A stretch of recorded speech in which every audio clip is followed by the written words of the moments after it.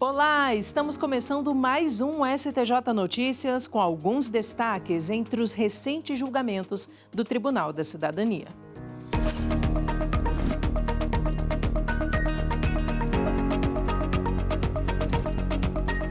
Nesta edição você vai ver: assistente de acusação pode recorrer contra a rejeição de denúncia. E mais, ex-governador do Acre, Gladson Cameli, é condenado a 25 anos de prisão. E além disso, a STJ valida aumento de pena a homem que roubou um motorista de aplicativo. O STJ Notícias está no ar.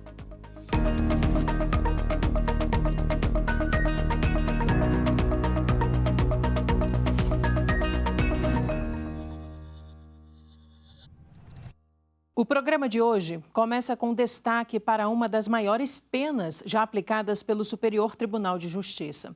O ex-governador do Acre, Gladson Cameli, foi condenado a 25 anos de prisão. Confira os detalhes. A Corte Especial do STJ condenou o ex-governador do Acre, Gladson Cameli, pelos crimes de organização criminosa, corrupção ativa e passiva, peculato, lavagem de dinheiro e fraudes em licitações. A pena foi fixada em 25 anos e 9 meses de reclusão em regime inicial fechado, a maior já aplicada pelo STJ em uma ação penal originária. Segundo a denúncia do Ministério Público Federal, Gladson liderava uma organização criminosa composta por núcleos políticos, empresariais e familiares, responsável por fraudes em contratos públicos e desvio de recursos estaduais. As investigações realizadas no âmbito da Operação Ptolomeu apontaram prejuízo milionário aos cofres públicos, especialmente em contratos para obras de engenharia viária e de edificações. No STJ, a defesa negou as acusações e sustentou a nulidade das provas, alegando decisão anterior do Supremo Tribunal Federal sobre usurpação de competência durante parte da investigação. Contudo, a relatora, ministra Nancy Andrighi, destacou que os elementos declarados inválidos não foram utilizados para fundamentar a condenação. Segundo a ministra, as investigações prosseguiram com base em provas autônomas e legalmente obtidas e demonstraram a participação direta do ex-governador no esquema. De acordo com ela, as empresas ligadas ao irmão de Cameli eram favorecidas em contratações fraudulentas realizadas pela administração estadual. Também foram identificadas movimentações financeiras suspeitas e a utilização de recursos desviados para aquisição de bens de luxo, incluindo um apartamento em São Paulo e veículo de alto padrão. Assim, a maioria da corte acompanhou o voto da relatora e manteve a condenação do ex-governador. Além da privação da liberdade, a Corte Especial determinou o pagamento de multa e de indenização ao Estado do Acre de mais de 11 milhões de reais. O colegiado também decretou a perda do cargo de governador, que já havia renunciado no início do mês passado para concorrer ao Senado. Agora vamos para uma decisão que pode impactar a mobilidade urbana em todo o país. A sexta turma do Superior Tribunal de Justiça determinou que roubo contra motorista de aplicativo em serviço merece aumento de pena. Confira os detalhes com o repórter Jafer Araújo. Eu desembarquei um passageiro, parei para estacionar e aí eu tinha rodado bastante, já era noite, desci um pouco para fazer um alongamento. Quando eu voltei para entrar no carro novamente, eu fui surpreendido com o elemento com a arma na minha cara, né? Ele anunciou o assalto e levou o carro. A sensação é horrível, cara, é como se você ficasse sem chão. Essa é uma situação cada vez mais comum diante de mais motoristas por aplicativo nas ruas. Em 2024, de acordo com o IBGE, quase 2 milhões de pessoas trabalhavam como condutores de automóveis, sendo esta a tarefa principal para o sustento.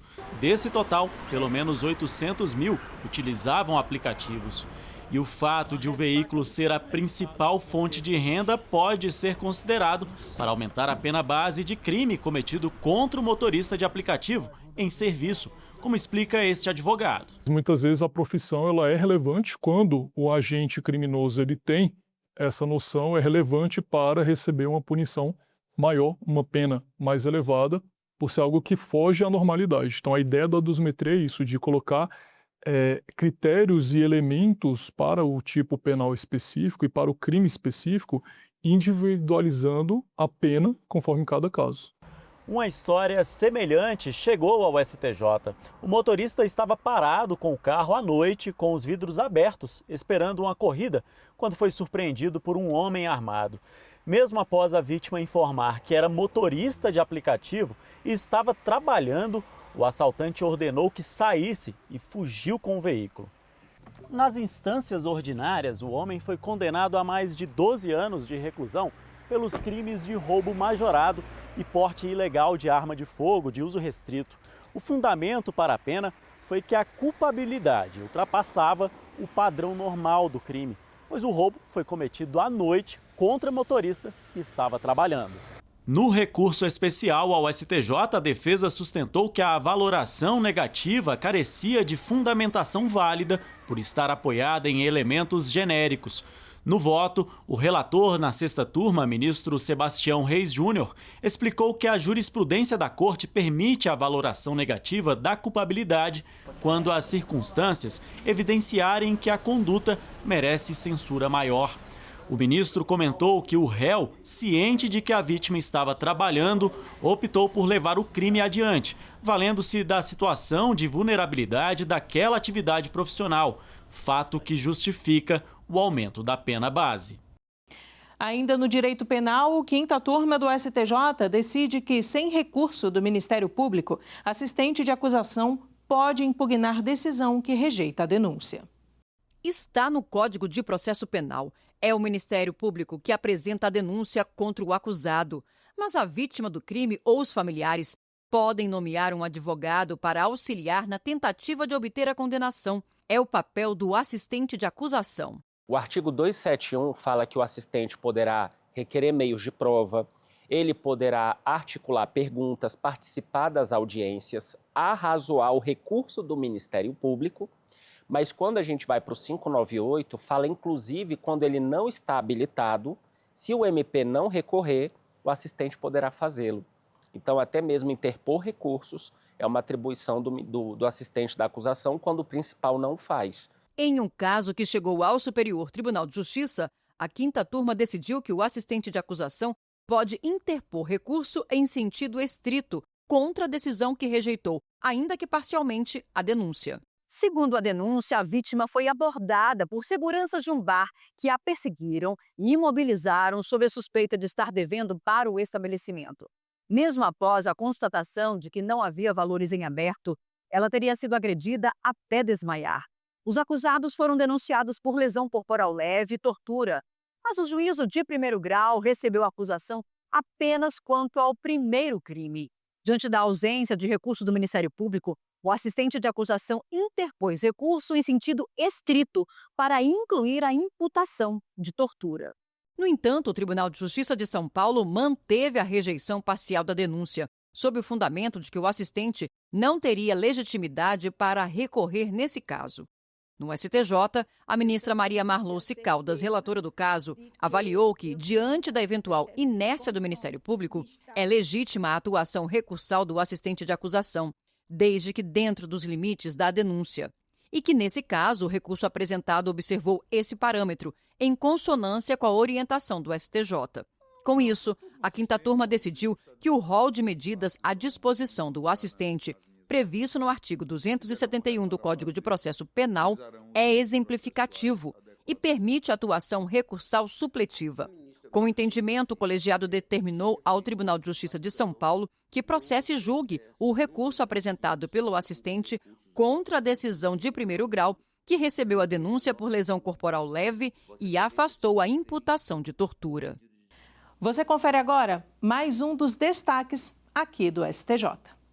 Já estão disponíveis no portal do STJ as propostas de enunciado admitidas para serem discutidas e submetidas à votação no 2º Congresso STJ da Primeira Instância Federal e Estadual, previsto para acontecer de 15 a 17 de junho. Ao todo, foram selecionadas 202 proposições entre 1.353 sugestões enviadas. No direito privado, terceira turma decide que depósito em execução não vai para juízo universal após falência da devedora. Em uma execução, o devedor pode adotar a estratégia de fazer um depósito judicial com o valor cobrado para a garantia do juízo e também evitar a penhora de bens, por exemplo. Esse professor em Direito Empresarial explica a estratégia jurídica. É importante fazer a garantia, porque esses efeitos não vão recair sobre o seu patrimônio. Então, por exemplo, se uma empresa, como é o exemplo que nós estamos tratando aqui, ela precisa ter linha de crédito para poder operar a sua atividade. Então, se você tem uma penhora, isso consta no seu sistema como um ativo penhorado, suas contas bancárias ficam penhoradas. Então, ele perde a autonomia patrimonial das suas contas bancárias. Então, quando você faz a garantia, esses efeitos não acontecem.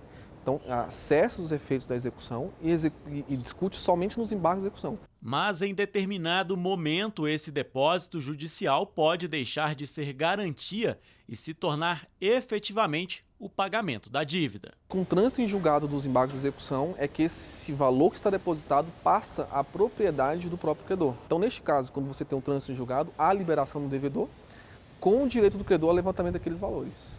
A terceira turma do STJ julgou um processo envolvendo uma empresa que estava sendo executada por uma administradora de imóveis e que fez o depósito de R$200 mil ao opor embargos à execução. Os embargos, porém, foram julgados improcedentes e logo em seguida foi decretada a falência da empresa. Em primeiro grau, a execução foi suspensa e os valores foram transferidos para o juízo responsável pela falência, mas o Tribunal de Justiça de São Paulo autorizou o levantamento da quantia para o credor, sob o fundamento de que o depósito foi realizado antes da decretação da falência. O relator do recurso da falida, ministro Ricardo Vilas Boas Cueva, ressaltou que, no caso em análise, os embargos à execução transitaram em julgado poucos dias antes da decretação de falência. O ministro enfatizou que, com o trânsito em julgado dos embargos, não há impedimento para a entrega do dinheiro ao credor, conforme o Código de Processo Civil. Assim, segundo Ricardo Vilas Boas Cueva, quando a discussão sobre o valor está encerrada, o depósito se converte em cumprimento da obrigação, não havendo valores a serem transferidos ao juízo falimentar. Estão abertas as inscrições para o Curso Nacional sobre os Enunciados de Equidade Racial do Conselho da Justiça Federal.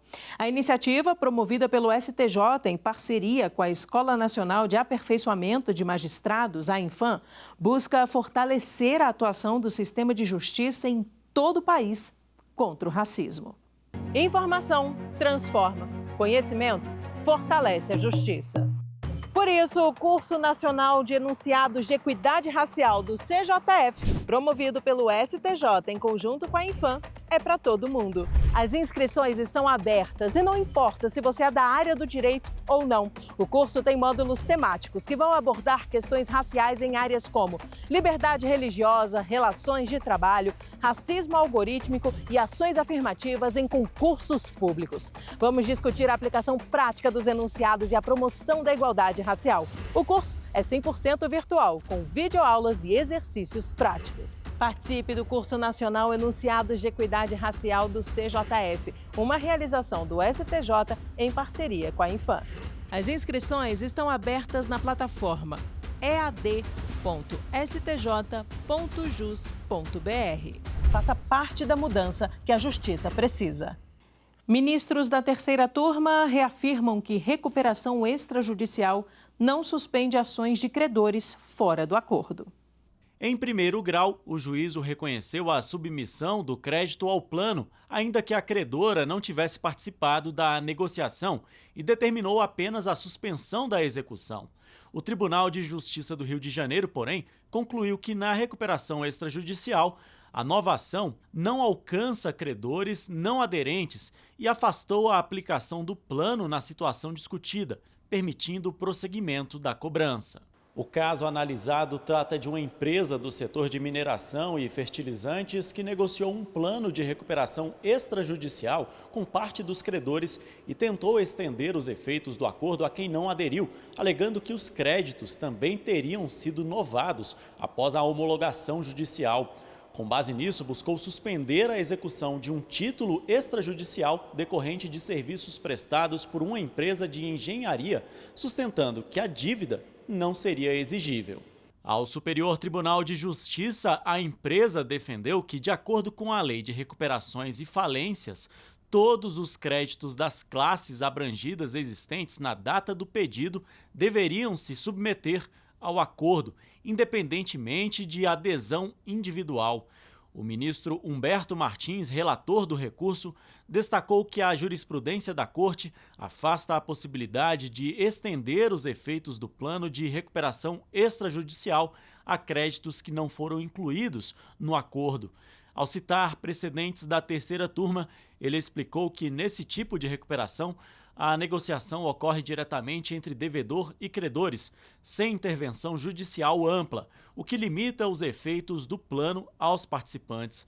Assim, nem todos os créditos anteriores ao pedido de homologação se submetem automaticamente às condições estabelecidas e a cobrança pode continuar sendo feita. Em outra decisão, terceira turma valida a sentença proferida por juíza após ser removida da unidade judicial. Por maioria, o colegiado confirmou a validade da sentença proferida por uma juíza que, na data da decisão, não estava mais lotada na vara original. Antes da permuta, os juízes combinaram informalmente que cada um iria sentenciar o processo cuja instrução tivesse concluído, ou seja, que tivessem colhido as provas. No caso trazido ao STJ, a sentença, que acolheu os embargos e declarou a nulidade da execução, foi proferida em 12 de maio de 2022, quando a juíza já tinha sido removida da 42ª Vara Cível do Tribunal de Justiça de São Paulo, em razão de permuta com outro magistrado. Entretanto, a autorização oficial do tribunal para que a juíza atuasse na nova unidade judicial foi publicada com efeitos retroativos apenas em 23 de junho de 2022.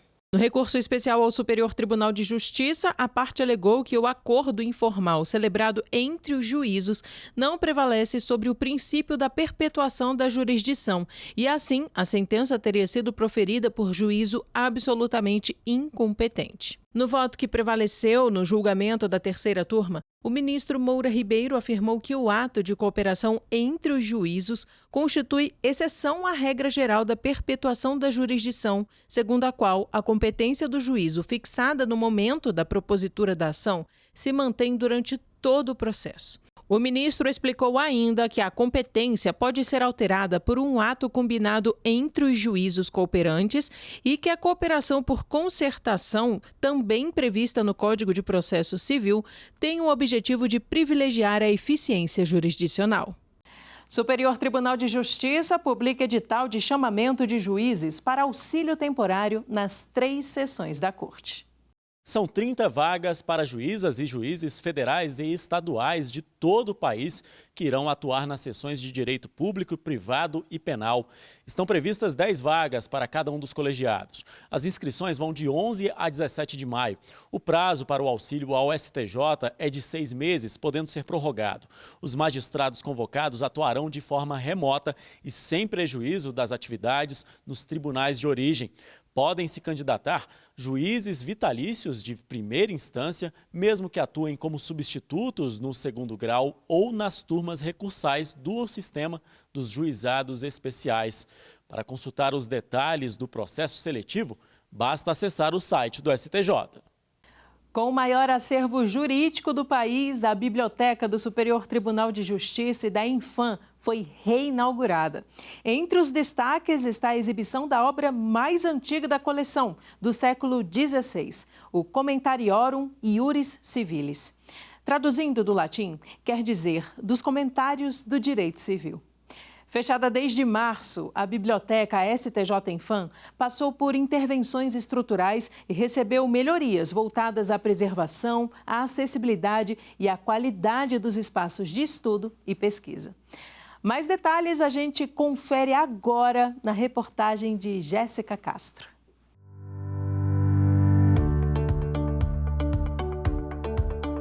A Biblioteca do Superior Tribunal de Justiça e da Escola Nacional de Formação e Aperfeiçoamento de Magistrados está de cara nova. As mudanças, iniciadas em setembro do ano passado, foram pensadas para deixar um ambiente ainda mais atrativo, acolhedor, moderno, funcional e aberto a todos. Transformação que já começa aqui na fachada. O vidro, além de trazer modernidade, cria um convite natural para quem passa. Logo ao entrar, o visitante é recebido por um belíssimo registro do fotógrafo Ricardo Stuckert. O artista doou à biblioteca quadros que fizeram parte de uma exposição no STJ, tornando cada passo aqui dentro uma verdadeira experiência cultural. Entre os primeiros destaques do percurso, podemos ver as coleções especiais. Em ambiente climatizado e com iluminação especial, o espaço foi cuidadosamente pensado para a exibição e a preservação do acervo. Aqui, o destaque é a recém-incorporada coleção Célio Borja. A coletânea, que pertenceu ao ministro do Supremo Tribunal Federal, falecido em 2022, reúne cerca de 6.000 livros, com obras fundamentais do direito publicadas do século XVII até os dias atuais. Um pouco mais à frente, temos o balcão de atendimento personalizado e acessível, pensado para proporcionar conforto aos usuários que procuram o serviço. A sala de estudos coletivos também foi repaginada, com foco na aprendizagem colaborativa, além de contar com espaço para café e água aos usuários, mais uma vez pensando no conforto.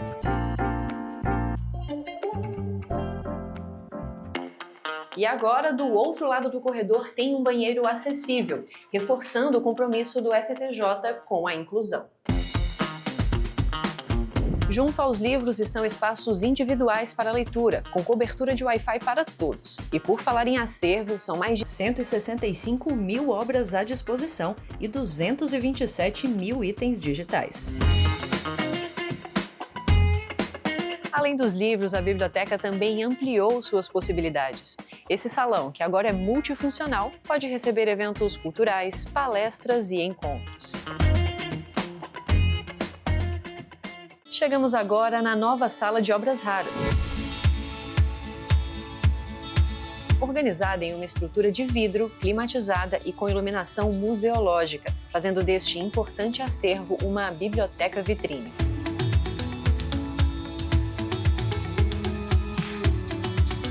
E o exemplar mais antigo da coleção, publicado em 1562, é o destaque do local. E para um estudo ainda mais reservado, temos as cabines individuais, com acessibilidade plena e sinal de Wi-Fi.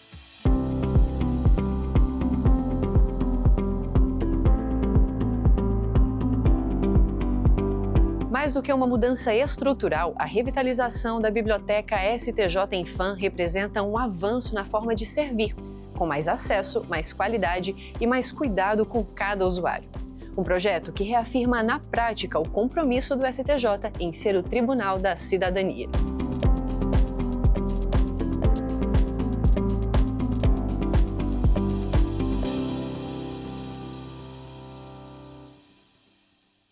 Estamos chegando ao fim de mais um STJ Notícias. E eu te convido a acompanhar outras decisões e informações do Tribunal que estão disponíveis no site oficial, nas redes sociais, nas plataformas de áudio e no canal do STJ no YouTube. Tchau!